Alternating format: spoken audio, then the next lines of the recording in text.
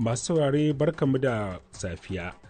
A cikin shirin namu na wannan lokaci za ku ji cewa shugaba Trump ya janye aniyarsa ta kakaba haraji kan kasashe da ke adawa da shirinsa na kwace iko da yankin Greenland bayan abin da ya kira tattaunawa mai fa'ida da shugabannin kungiyar NATO.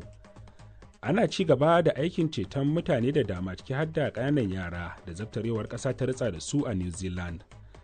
A Najeriya, gwamnan jihar Kaduna inda aka yi garkuwa da mutane fiye da 170 ya sha alwashin aiki da jami'an tsaron kasar domin ceto mutanen cikin ƙoshin lafiya. Na zauna da National Security Advisor Malam Nuhu Rubadu. Na zauna da Minister da Defense General Christopher Musa da ɗan Kaduna ne. Na zauna da shugaban DGSSS da Inspector General of Police domin da su ne za mu haɗa kai domin cikin gaggawa a damana da mutanenmu da aka sace. A jamhuriyar Nijar kuwa hukumomin kasar ne suka yi wata ganawar gaggawa da takwarorinsu na Najeriya domin kawo ƙarshen mummunan halin da 'yan gudun hijira da 'yanci rani daga Najeriya ke ciki a birnin Yamai. Ana ƙoƙarin yadda za a mai da mutanen nan gida da gaggawa tunda mafi yawancinsu su nuna cewa lalle suna so su koma gida. Wayansu su daga gida suka hito, wayansu su daga Mali, wayansu su daga Libya, wayansu su daga Algeria.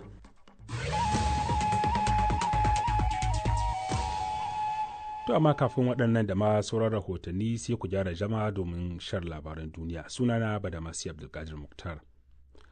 Shugaba Trump ya janye barazanar da ya yi ta kakaba haraji kan ƙasashen turai masu adawa da shirinsa na ƙwace yankin Greenland bayan wata tattaunawa da ya yi da shugabannin NATO.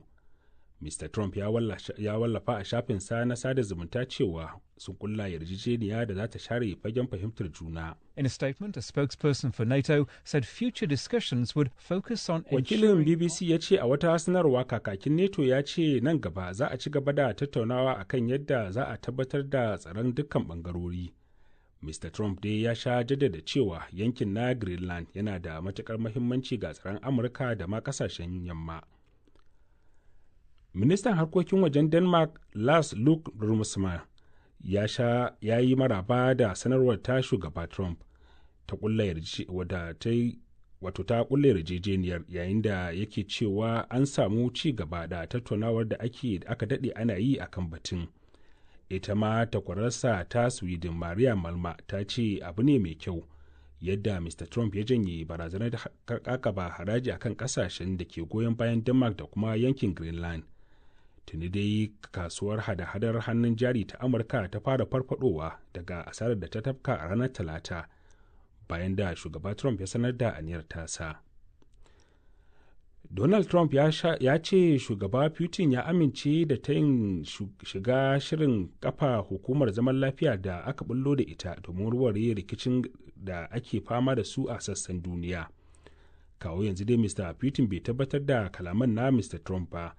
Amma tun a farko an ji yana cewa rasha ba za ta yi gaggawa kan batun ba har sai lokacin da ma'aikatar harkokin wajenta ta kammala nazari a kai. Shugaba Trump kenan yake cewa hukumar za ta yi ayyuka da dama da ya kamata a ce Majalisar Ɗinkin Duniya tana yi, amma za mu yi hakan ne tare da Majalisar Ɗinkin Duniyan. To kuna shan labaran duniyar ne daga nan sashen Hausa na BBC.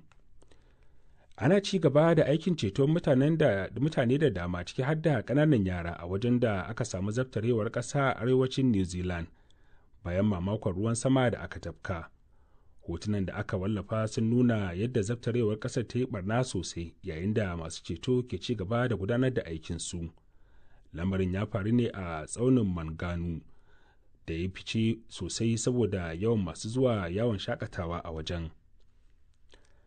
Firaministan Senegal da takwaransa na Morocco sun nemi bin hanyar sasanci wajen kwantar da zaman ɗarɗar tsakanin ƙasashen biyu sakamakon yamutsin da ya biyo bayan wasan ƙarshe na gasar cin kofin ƙwallon ƙafa na nahiyar Afirka da suka buga. Senegal ta yi nasara a wasan amma an samu yamutsi saboda hukuncin alƙalin wasa da bai yi wa 'yan wasan Senegal daɗi ba da kuma halin rashin ɗa'a da wasu 'yan wasan Morocco suka nuna. Bayan tattaunawa da shugabannin biyu suka yi ta waya, Firaministan Senegal Ousmane Sonko ya ce ofishin jakadancin ƙasarsa da ke Rabat na bibiyar halin da wasu magoya bayan Senegal da aka kama a lokacin yamutsin ke ciki, sannan ya yi gargaɗi kan yada labaran ƙarya game da batun a kafafen sada zumunta. To ƙarshen labaran duniyar kenan daga nan sashen Hausa na BBC.